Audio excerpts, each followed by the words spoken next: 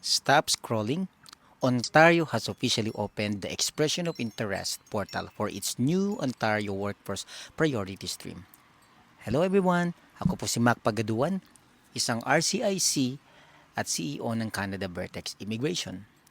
So effective August 4, 2026, eligible foreign workers and participating Ontario employers can now begin the registration process under the new Ontario Workforce Priority Stream or OWPS. No? This is important because Ontario has closed its previous PNP stream, introduced the new and unified program.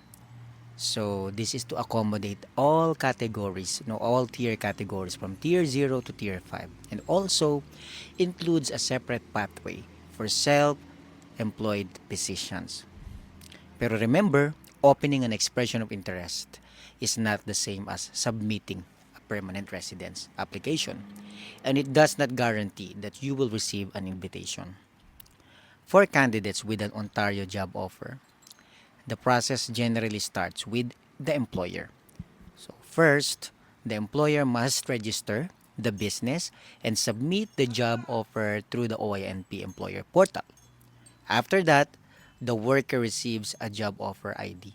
The worker normally has only 30 calendar days. So remember, 30 days only from the employer's submission to register a new expression of interest using that job offer ID. So once registered, the EOI may remain active in the selection pool for up to 12 months. So Ontario will rank candidates using its new points system and conduct draws based on provincial labor market priorities. So the scoring system considers several factors, so including your NOC and tier category, your hourly wage, your Ontario work experience and previous earnings, your legal status in Canada, your education, your English or French language results, and location of your job offer.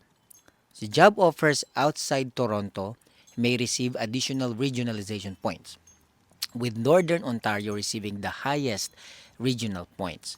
So there are different pathways under this stream.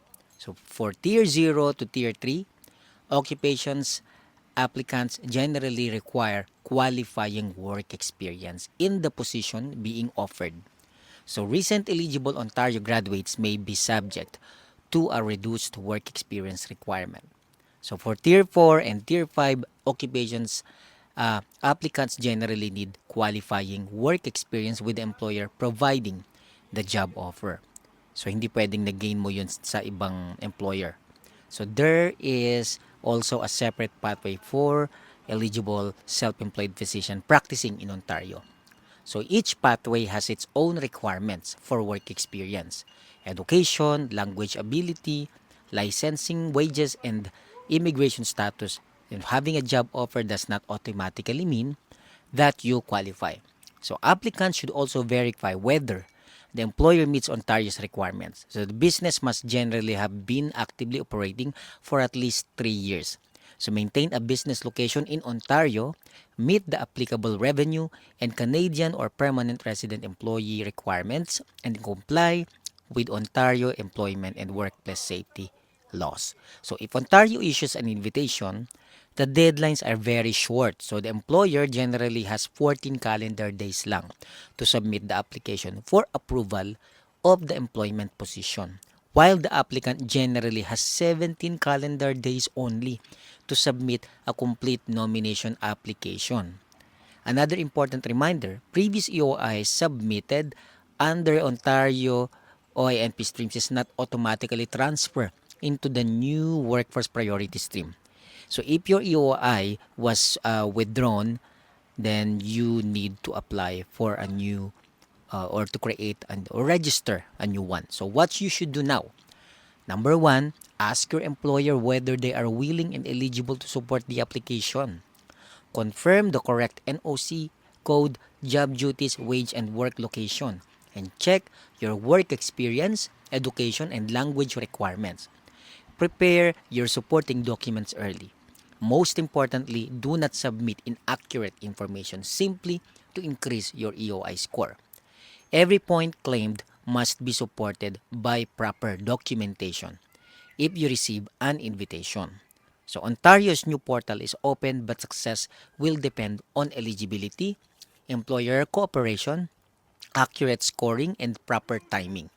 So if you want us to assess whether you and your employer may qualify under the Ontario Workforce Priority stream, contact Canada Vertex Immigration for a professional consultation.